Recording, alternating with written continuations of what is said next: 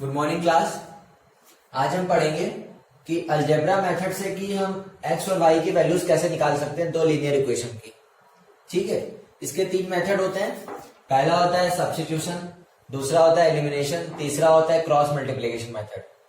ठीक है, तो देखिए सब्स्टिट्यूशन का मतलब क्या होता है कि हम एक लीनियर इक्वेशन से एक्स या वाई किसी भी वेरिएबल की वैल्यू उठा के दूसरी लीनियर इक्वेशन में पुटअप कर देंगे। तो जब दूसरी में रख देंगे तो जो दो वेरिएबल्स होंगे उसमें से एक वेरिएबल वैनिश हो जाता है, तो इसीलिए इसको बोलते हैं सब्स्टिट्यूशन मेथड। ठीक है, अभी तक हमने सीखा था कि हम ग्राफिकली कैसे सॉल्व कर सकते थे लीनियर इक्वेशन को, दो लीनियर इक्वेशन को। एक्स और वाई की वैल्यू निकालते थे, उनका सॉल्यूशन मतलब देखते थे जहां पे लाइंस इंटरसेक्ट करती थी। अब हम सॉल्व करेंगे अलजेब्रा तरीके से कि सॉल्व करके कि एक्स और वाई की ऐसी कौन सी वैल्यूज होंगी जो दोनों इक्वेशन को सेटिस्फाई करें। ठीक है, तो उसके तीन मेथड होते हैं। आज हम पहला मेथड पढ़ेंगे। ठीक है, तो चलिए देखिए, सब्स्टिट्यूशन का एक ही मतलब होता है कि किसी भी लीनियर इक्वेशन से आप किसी भी एक वेरिएबल की वैल्यू निकाल लीजिए और दूसरी इक्वेशन में पुटअप कर दीजिए। ठीक है, देख लीजिए जैसे कि हम इसकी बात कर रहे हैं, इसमें से। ठीक है, देखिए हम क्या करेंगे, एक्स की वैल्यू निकाल लेते हैं। जैसे दो इक्वेशन है हमारी, अगर हम निकालेंगे तो x इक्वल्स टू 2y, उधर ले जाएंगे तो क्या आएगा 3 माइनस 2y। देखिए आप वहां भी x की वैल्यू निकाल सकते थे, लेकिन यहां आपको थोड़ा टिपिकल हो जाता, आंसर वहां से भी आता, मतलब x का कोएफिशिएंट 7 है, फिर वो डिवाइड में आता, तो हमने वो वाली इक्वेशन पकड़े जो सिंपल है।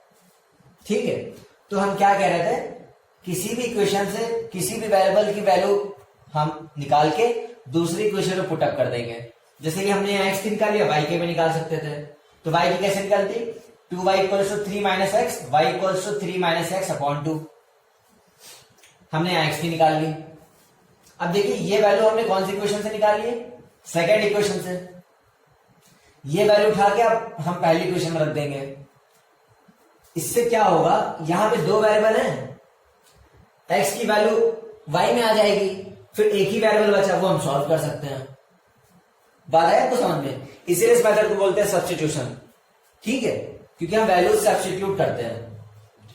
ठीक है, चलिए इसकी वैल्यू उठा के इक्वेशन 1 में रखेंगे। तो देखिए 7 bracket 3 minus 2y minus 15y, इसको ऐसे रहने दें। अब देखिए 7 3 जा 21 माइनस 14y माइनस 15y। अब देखिए 14y माइनस 15y कितना हो जाएगा, ऐड हो जाएंगे तो हो जाएंगे 21 माइनस 29y इक्वल्स टू 2। अब देखिए इसकी वैल्यू निकालनी है तो 21 को हम उधर ले जा रहे हैं, या 29y को उधर ले सकते हैं। किसी को ले जाइए, इसको ले जाइए, इसको ले जाइए, तो हम इसको उधर ले जाते हैं। 21 माइनस 2 इक्वल्स टू 29y, ये कितना बचा 19। तो y की वैल्यू कितनी आ जाएगी, ठीक है 29 मल्टीप्लाई में डिवाइड में आ जाएगा तो 19 अपॉन 29। ये y की हमारी वैल्यू निकल के आई। देखा हमने किया क्या, आप देखिए ध्यान से। पहले हमने दूसरी इक्वेशन से एक वेरिएबल की वैल्यू हमने निकाल ली, वो वैल्यू उठा के हमने दूसरी इक्वेशन में रख दी। जिस इक्वेशन से हम वेरिएबल की वैल्यू उठाएंगे दूसरी इक्वेशन में हमेशा पुटअप करेंगे। ठीक है, उस इक्वेशन में कभी मत कर दीजिएगा। अब देखिए जब आपकी एक वैल्यू निकल आती है, ठीक, एक वेरिएबल की, फिर आप वो वैल्यू किसी भी इक्वेशन में आप रख दीजिए, आपको एक्स की वैल्यू मिल जाएगी। ठीक है, जैसे y की वैल्यू हमारी 19/29 आई है, तो आप इन दोनों में से किसी भी उस इक्वेशन में रख दीजिए, आपको x की वैल्यू पता लग जाएगी। लेकिन आप कोशिश करिएगा उसमें रखिएगा जिसमें आपको इजी लगे। जैसे ये वाली इक्वेशन इजी लग रही है, इसमें आपको कम कैलकुलेशन करनी पड़ेगी, तो इसमें रखते हैं। देखिए x प्लस 2 इंटू 19 अपॉन ये। अब देखिए 19 2 जा 38 x, देखिए 38 अपॉन 29 उधर ले जाएंगे तो माइनस हो जाएगा। ठीक है, तो फिर 29 एलसीएम आएगा, तो 29 3 कितना होता है, 3 9 27, 3 2 6 7 8, ठीक है। तो कितना आएगा 87 माइनस 38 अपॉन, अभी कितना आएगा माइनस करके 49 अपॉन 29, ये हमारा आंसर है। ये देखिए, ये हमारी एक्स और वाई की वैल्यूज हमारी निकल के आई हैं, हमने अलजेब्रिकली सॉल्व किया है, ठीक है। हमने ग्राफ से सॉल्व नहीं किया ये। देखिए हमने क्या किया, एक बार रिकॉल कर लेते हैं एक बार। देखिए दूसरी इक्वेशन से हमने एक्स की वैल्यू निकाल के पहली इक्वेशन हमने रख दी, ठीक है। आप वाई की भी वैल्यू निकाल के रख सकते थे इसमें, जो आपको कंफर्टेबल लगे, जो आपको इजी लगे आप वो कर सकते हैं। अब जब हमारी एक वैल्यू निकल आती है, फिर आप उसकी वैल्यू आप किसी भी दो इक्वेशन में रख दीजिए, तो आपको दूसरी वेरिएबल की आपको वैल्यू हमेशा पता लग जाएगी, ठीक है। कुछ नहीं करना है। आप ऊपर वाली इक्वेशन से भी कर सकते थे, पता क्या, यहां से एक्स की वैल्यू निकाल के दूसरी वाली में रख सकते थे। हमने नीचे वाली से वैल्यू निकाल के ऊपर वाले में रख दिया। मतलब जिसमें से हम वैल्यू निकालेंगे जिस इक्वेशन से, उस इक्वेशन में हमें पुट नहीं करनी है, ठीक है, दूसरी इक्वेशन में पुट करनी है, ठीक है। उसके बाद हमारी किसी भी एक वेरिएबल की वैल्यू जब निकल आती है, उसके बाद आप दोनों इक्वेशन में किसी में भी रख दीजिए, आपको दूसरे वेरिएबल की वैल्यू पता लग जाएगी, ठीक है। एक दो क्वेश्चन और करते हैं वैसे ही, ठीक है। ये हमारा दूसरा क्वेश्चन है सब्स्टिट्यूशन का, एनसीईआरटी का क्वेश्चन है ये, एक्सरसाइज 3.3 का सेकंड, ठीक है। तो देखिए पहली इक्वेशन हमारी है s minus t equals to 3, दूसरी है s upon 3 plus t upon 2 equals to 6। देखिए ये तो फॉर्म, ये वाली पहली इक्वेशन तो इसी फॉर्म में आपको मिल गई है, दूसरी इक्वेशन इस फॉर्म में नहीं है। देखिए आप कभी भी आप सॉल्व करेंगे इक्वेशन, ठीक है, किसी भी मेथड से, चाहे क्रॉस मल्टीप्लिकेशन हो या एलिमिनेशन हो, सब्स्टिट्यूशन हो, आपको सारी इक्वेशन पहले इस फॉर्म में बनानी पड़ेगी। सबसे इंपॉर्टेंट चीज तो ये होती है। और ये कैसे इसमें बनाएंगे, एलसीएम लेके सॉल्व करके, ठीक है। कभी भी आप ऐसे सॉल्व करने मत बैठिएगा, सॉल्व तो ऐसे भी हो सकती है, कोई दिक्कत नहीं, लेकिन आप गलत कर देंगे। तो जब आप सीख रहे हो तो आप कोशिश करिएगा सारी इक्वेशन इसी फॉर्म में बनाइएगा, उसके बाद आप वैल्यू पुटअप करिएगा या सब्स्टिट्यूट करिएगा, ठीक है। चलिए तो पहले 2 3 का एलसीएम क्या आएगा 6, तो 3 2 6 हो जाएगा, तो 2 इंटू एस, 2 3 6 मतलब 3t, ठीक है। इनका एलसीएम क्या आएगा 6 आएगा, तो ऊपर क्या बचेगा 2s plus 3t upon 6 equal to 6 बचेगा। अब ये क्रॉस मल्टीप्लाई कर दीजिए, 36, ये हमारी इक्वेशन हो गई। ये इक्वेशन हमारी बन के आई ये, ठीक है, सेकंड इक्वेशन हमारी। तो अब ये बताइए कौन सी इक्वेशन आपको इजी लग रही है, ये या ये वाली, पहली वाली इजी लग रही है देखने में, अगर देखा जाए तो आप क्या करेंगे, इसमें से t या s की किसी भी वेरिएबल की वैल्यू निकाल के दूसरी इक्वेशन में, तीसरी इक्वेशन में आप पुटअप कर दीजिए, ठीक है। क्योंकि इसमें आप अगर करेंगे तो पहले आप क्या करेंगे 2s equals to 36 minus 3t, फिर s करेंगे तो डिवाइड में 2 आ जाएगा, तो दिक्कत हो जाएगा। तो हम वैल्यू देखिए उसी इक्वेशन से निकालते हैं जो सिंपल इक्वेशन रहती है, ठीक है। तो दूसरी इक्वेशन ये हमारी बन गई, इसमें से हम क्या करेंगे s की वैल्यू निकाल लेते हैं पहली इक्वेशन से।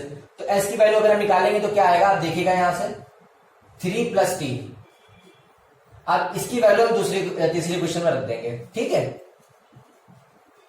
क्योंकि हम पढ़ रहे हैं सब्स्टिट्यूशन मेथड, ठीक है। इसकी वैल्यू ये 3 प्लस टी है, अब इसकी वैल्यू हम यहां पे रख देंगे 3 प्लस टी, क्योंकि हमने उससे वैल्यू निकाली थी ना, तो इसी में तो रखेंगे। तो 2 ब्रैकेट लगाएंगे, 3 plus t plus 3t equals to 36, 2 3 जा 6 plus 2t plus 3t equals to 36। समझ में आ गया होगा आप लोगों को। देखिए पहले तो ये वाली फॉर्म बनानी है, इसके बिना हम आगे बढ़ ही नहीं सकते हैं। कभी भी आपको फ्रैक्शन एक्शन दिख जाए क्वेश्चन में तो आपको उसे एलिमिनेट करना है, याद रखिएगा एलसीएम लेके। तो ये हो जाएगा 5t 36। अब देखिए हमको t की वैल्यू निकालनी है, तो 6 उधर चला जाएगा, तो 5t इक्वल्स टू 36 माइनस 6 बचेगा 30, तो t की वैल्यू हमारी आ गई 30/5 6। अब देखिए ये जो हमारी वैल्यू निकल के आई है, या इस इक्वेशन या इस इक्वेशन किसी में भी आप रख दीजिए, आपको s की वैल्यू पता लग जाएगी। लेकिन फिर वही बात, ये इक्वेशन सिंपल है तो हम इसी में रखेंगे ना, हम अपना टाइम बचाएंगे। देखिए बोर्ड्स में इतना टाइम नहीं होता है, ठीक है। तो कभी भी आपको अगर स्ट्रिक्टली दे कि सब्स्टिट्यूशन मेथड से करना है, तो आप कोशिश तो यही करिएगा, वो वाली क्वेश्चन उठाइएगा सबसे पहले जो सिंपल होती है, लेकिन ऐसा कभी देता नहीं है। आपको अगर अलग से पूछता है बोर्ड्स में तो एक ही मेथड पूछता है, वो है क्रॉस मल्टीप्लिकेशन, क्योंकि वो लेंदी होता है। और कभी भी आपको क्वेश्चन सॉल्व करनी हो तो अधिकतर बच्चे दो ही मेथड यूज करते हैं, एलिमिनेशन या ये वाला मेथड। सबसे आसान तो एलिमिनेशन होता है, अभी आपको आगे बताऊंगा वो कैसे होता है, ठीक है। चलिए अब इसकी वैल्यू यहां पे रख देते हैं, पहली इक्वेशन यही तो थी। तो टी की वैल्यू हमारी कितनी आई है, टी की वैल्यू हमारी 6 है, तो 3 + 6 मतलब एस की वैल्यू हो गई हमारी 9। बात है कुछ समझ में, ये हमारा सॉल्व हो गया वेरिएबल।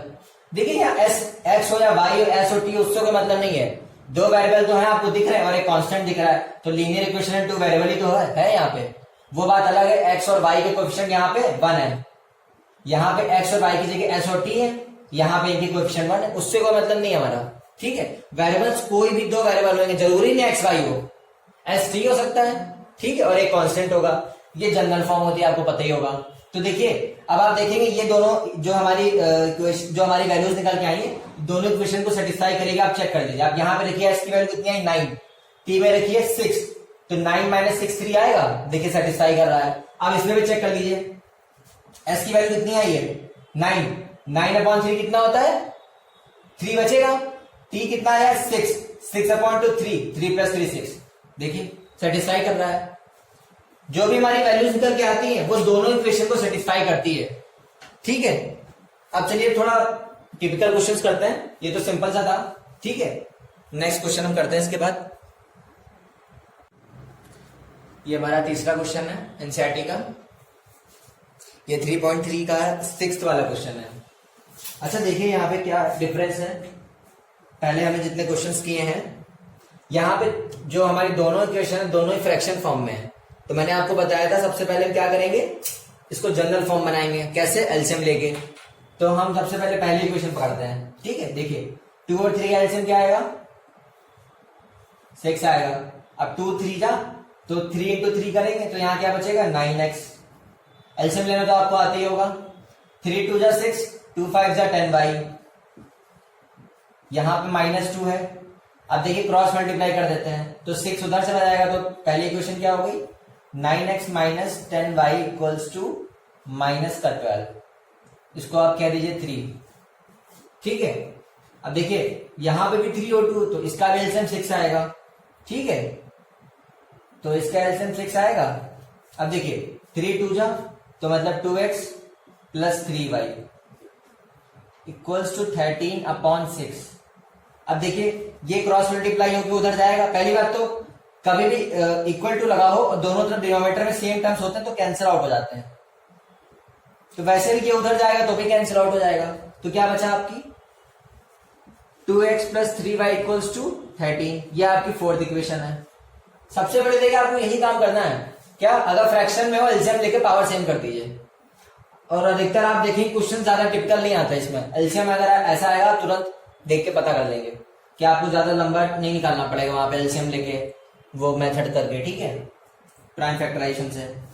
तो हमारी कौन सी इक्वेशन हो गई, अब देखिए एक ये इक्वेशन हो गई और एक ये इक्वेशन हो गई, ठीक है। अब देखिए सबसे सिंपल इक्वेशन हमें ये लग रही है। अब यहाँ तो वैसे तो कोई सिंपल नहीं है क्योंकि दोनों में कोएफिशिएंट है, एक्स में भी कोएफिशिएंट है, वाई में भी कोएफिशिएंट है, लेकिन सबसे सिंपल ये लग रही है एक तरीके से देखा जाए तो। क्यों, क्योंकि यहाँ पे 2 और 3 है, यहाँ पे 9 और 10 है, तो हम इसको सॉल्व करते हैं, किसी एक वेरिएबल की वैल्यू निकालते हैं। तो हम 4th वाले को ले रहे हैं, ठीक है।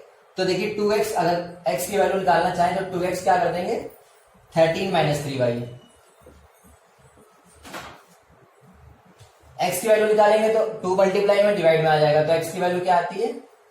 देखिए बच्चे इन्हीं क्वेश्चन से गलती करते हैं और यही पूछे जाते हैं।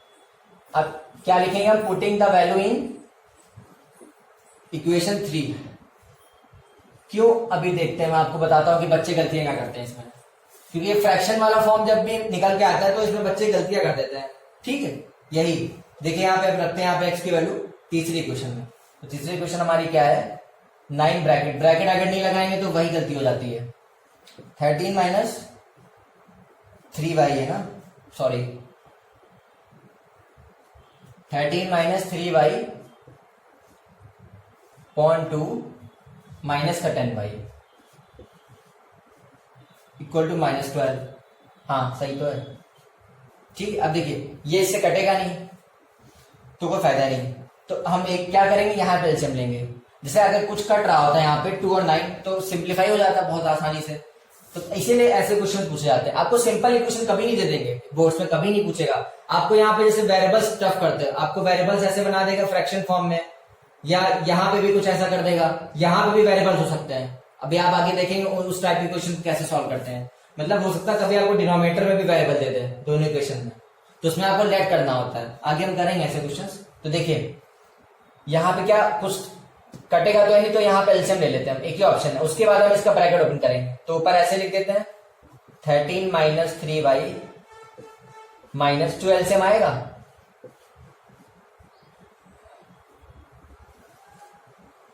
तो 2 यहाँ पे 2 बचेगा, 2 उधर पहुंचा दीजिए, 2 एलसीएम आएगा तो -24। ठीक है, अब देखिए 13 9 का कितना होता है, 9 3 27, 9 9 9 10 11। ठीक है, -3 9 27y -20y। ठीक है, अब डिनोमिनेटर में तो कुछ बचा नहीं है, तो हम ऐसे लिख देते हैं -24। ठीक है, अब देखिए 1117 यहाँ पे और 24 वहां पे। ठीक है, तो हम एक काम करते हैं, कांस्टेंट वाले टर्म एक तरफ कर देते हैं, वेरिएबल वाले एक तरफ, तो इसको उधर ले जाएंगे। तो देखिए या इसको इधर ले आते हैं तो वो दोनों उधर पॉजिटिव हो जाएंगे, जो आपको सही लगेगा। आप देखिए वेरिएबल भी उधर पहुंचा सकते हैं या कांस्टेंट भी इधर ला सकते हैं, जो आपको सही लगे। हम इधर लाते हैं कांस्टेंट, तो देखिए 1117 प्लस का 24 इक्वल्स टू, उधर ले जाते हैं तो ये दोनों प्लस हो जाएंगे, तो 20 और 27 कितना हो जाएगा, 47y। अब देखिए 1117 प्लस 24 क्या होगा, 7 और 4 11, 1 कैरी आएगा, 2 + 1 3 + 1 4, मतलब 141 इक्वल्स टू 47y। तो y की वैल्यू क्या आएगी, 141/47। ठीक है, अभी आपको सॉल्व करना पड़ेगा। ठीक है, कितनी बार कटेगा, 47 141। हाँ,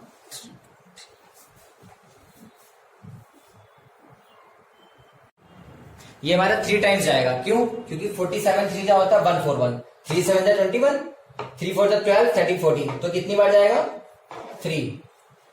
तो y की वैल्यू हमारी 3 आ गई यहाँ पे।